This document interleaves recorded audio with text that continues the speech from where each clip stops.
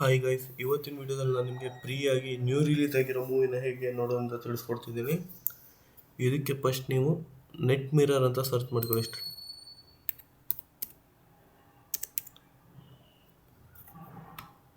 Net mirror ಅಂತ ಇದೆಯಲ್ಲ,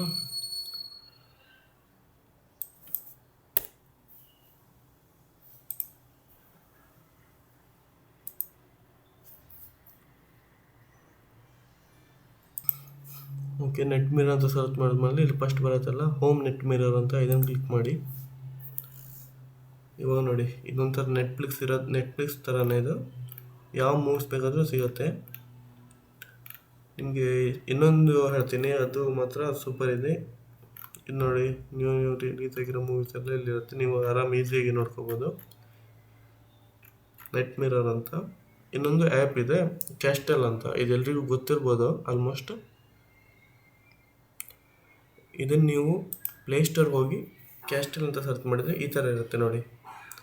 ಇದನ್ನು ಇನ್ಸ್ಟಾಲ್ ಮಾಡ್ಕೊಂಡ್ರೆ ನಿಮಗೆ ಬೆಸ್ಟ್. ಯಾವ ಮೂವೀಸ್ ಬೇಕಾದರೂ ಆಲ್ಮೋಸ್ಟ್ ನ್ಯೂ ರಿಲೀಸ್ ಮೂವೀಸ್ ಎಲ್ಲ ನಿಮಗೆ ಇದರಲ್ಲೇ ಸಿಕ್ಬಿಡುತ್ತೆ ಕ್ಯಾಸ್ಟೆಲ್ ಆ್ಯಪಲ್ಲಿ.